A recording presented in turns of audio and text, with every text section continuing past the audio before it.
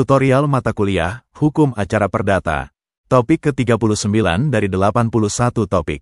Pengertian mediasi, model mediasi, tahapan mediasi, dan mediator, bagian ketiga. Beraneka ragam tipologi mediator yang dikemukakan para ahli. Christopher W. Moore misalnya, menyebutkan ada 3 tipologi mediator, sebagai berikut. 1. Tipologi pertama, mediator hubungan sosial, atau social network mediator. Mediator tipe ini berperan dalam sebuah sengketa atas dasar adanya hubungan sosial antara mediator dengan para pihak yang bersengketa. Mediator di sini merupakan bagian dari sebuah jalinan atau hubungan sosial yang ada atau tengah berlangsung. Seseorang yang membantu menyelesaikan sengketa, misalnya antara dua tetangganya, rekan sekerjanya, teman usahanya atau antara kerabatnya, digolongkan dalam tipologi pertama ini.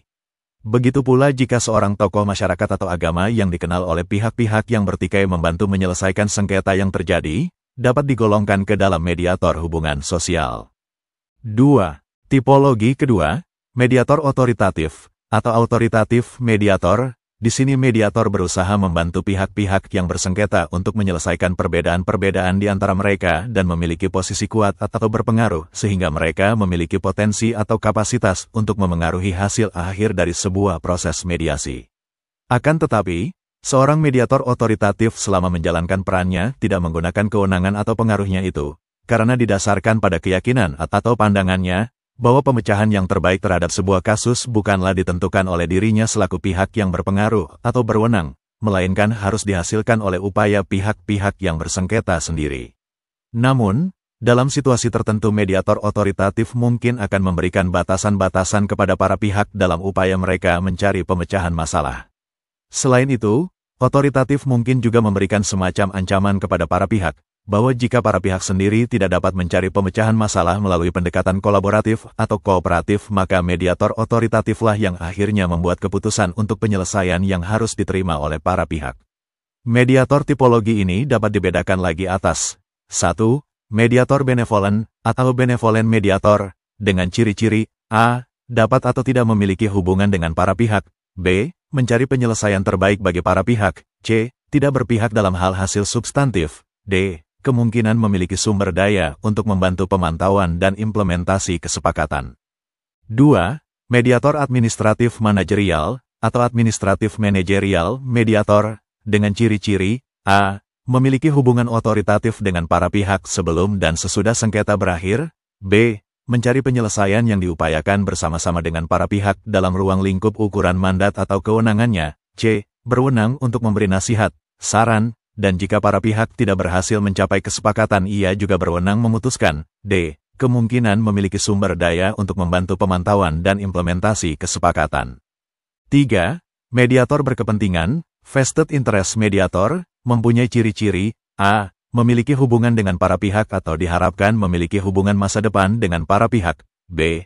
Memiliki kepentingan yang kuat terhadap hasil akhir. C. Mencari penyelesaian yang dapat memenuhi kepentingan mediator atau kepentingan pihak yang disukai. D. Kemungkinan memiliki sumber daya untuk membantu pemantauan dan implementasi kesepakatan. E. Kemungkinan dapat menggunakan tekanan agar para pihak mencapai kesepakatan. 3. Ketiga, mediator mandiri, atau independent mediator, adalah mediator yang menjaga jarak antara pihak maupun dengan persoalan yang tengah dihadapi oleh para pihak.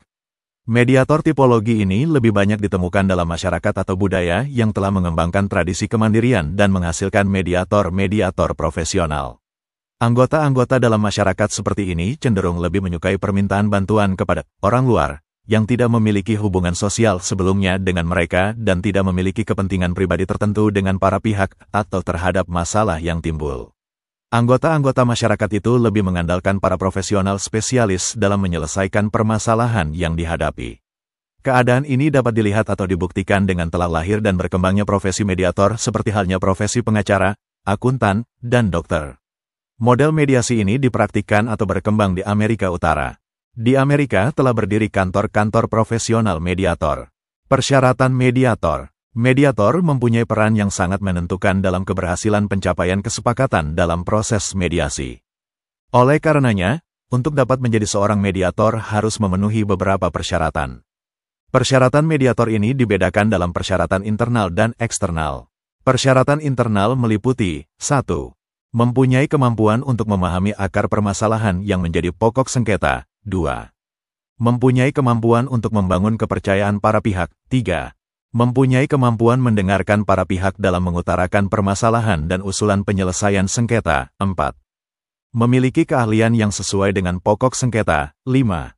Mempunyai kemampuan membangun komunikasi terhadap para pihak. 6. Mediator dipilih oleh para pihak. 7. Tidak mempunyai hubungan keluarga baik sedarah maupun semenda dengan para pihak, dan tidak memiliki kepentingan dengan kasus yang difasilitasinya. 8. Tidak memiliki hubungan pekerjaan maupun finansial dengan para pihak. Persyaratan eksternal. 1. Pasal 5 ayat 1 Peraturan Mahkamah Agung Republik Indonesia Nomor 1 Tahun 2008 tentang mediasi pengadilan, mewajibkan seorang mediator mediasi pengadilan bersertifikat. Adapun sertifikat mediator ini dikeluarkan oleh lembaga yang terakreditasi di Mahkamah Agung. 2. Peraturan Pemerintah Nomor 54 Tahun 2000 tentang Lembaga Penyedia Jasa Pelayanan Penyelesaian Sengketa Lingkungan Hidup di Luar Pengadilan menentukan mengenai mediator sebagai berikut. A. Cakap melakukan tindakan hukum. B. Berumur paling rendah 30 tahun. C. Memiliki pengalaman dan menguasai secara aktif bidang lingkungan hidup paling sedikit 5 tahun. D. Tidak ada keberatan dari masyarakat. E. Memiliki kemampuan untuk melakukan perundingan atau penengah. Pengangkatan mediator. Dilihat dari tempat pelaksanaannya, mediasi dibedakan menjadi dua berikut ini. A. Mediasi di luar pengadilan. B. Mediasi pengadilan. Mediasi di luar pengadilan dapat dibedakan dalam dua kategori berikut. A. Mediasi yang dijalankan oleh mediator yang berasal dari lembaga penyedia jasa pelayanan mediasi. Dan B. Mediasi yang dijalankan oleh mediator yang berasal dari anggota masyarakat. Pengangkatan mediator sangat tergantung dengan situasi ketika mediasi tersebut dilaksanakan. Jika mediasi dijalankan oleh lembaga formal seperti pengadilan maupun lembaga penyedia jasa mediasi, maka pengangkatan mediator mengikuti ketentuan perundang-undangan. Namun bila mediasi difasilitasi oleh mediator yang berasal dari anggota masyarakat, maka pengangkatan mediator tidak terikat oleh ketentuan atau persyaratan formal. Mediator yang berasal dari masyarakat, biasanya berasal dari tokoh masyarakat, pemuka adat, atau tokoh agama. Revisi ketentuan tentang mediasi. Mahkamah Agung menerapkan mediasi dalam penyelesaian perkara di pengadilan dan mengeluarkan Peraturan Mahkamah Agung Nomor 1 Tahun 2016 adalah dengan pertimbangan sebagai berikut. A. Mediasi adalah merupakan cara penyelesaian sengketa secara damai yang tepat, efektif, dan dapat membuka akses yang lebih luas kepada para pihak untuk memperoleh penyelesaian sengketa yang memuaskan serta berkeadilan. B. Mediasi juga merupakan instrumen untuk meningkatkan akses masyarakat terhadap keadilan sekaligus implementasi asas penyelenggaraan peradilan yang sederhana, cepat dan berbiaya ringan. C. Prosedur mediasi di pengadilan menjadi bagian hukum acara perdata dapat memperkuat dan mengoptimalkan fungsi lembaga peradilan dalam penyelesaian sengketa. Namun demikian, Peraturan Mahkamah Agung Republik Indonesia Nomor 1 Tahun 2008 tentang prosedur mediasi di pengadilan ternyata belum optimal memenuhi kebutuhan pelaksanaan mediasi yang lebih berdaya guna dan mampu meningkatkan keberhasilan mediasi di pengadilan. Ruang lingkup mediasi. Prosedur mediasi dalam Peraturan Mahkamah Agung Nomor 1 Tahun 2016 ini berlaku dalam proses penyelesaian perkara di pengadilan, baik dalam lingkungan peradilan umum maupun pengadilan agama. Namun, pengadilan di luar kedua lingkungan peradilan tersebut dapat menerapkan mediasi berdasarkan Peraturan Mahkamah Agung ini sepanjang dimungkinkan oleh ketentuan undang-undang. Baik hakim, mediator, maupun para pihak dan/atau kuasa hukum wajib mengikuti prosedur penyelesaian sengketa melalui mediasi. Bahkan hakim yang memeriksa perkara dalam pertimbangan putusannya wajib menyebutkan bahwa telah diupayakan perdamaian melalui mediasi dengan menyebutkan nama mediatornya.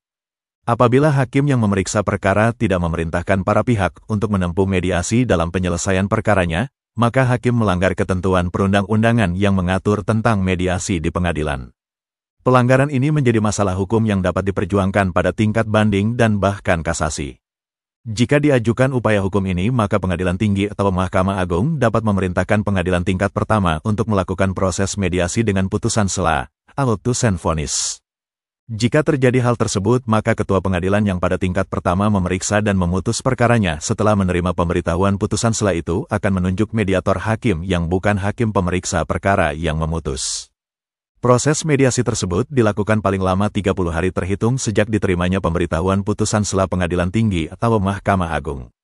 Setelah proses mediasi selesai, Ketua Pengadilan Tingkat Pertama yang melaksanakan mediasi berdasar putusan setelah menyampaikan laporan hasil mediasi berikut berkas perkara ke Pengadilan Tinggi atau Mahkamah Agung.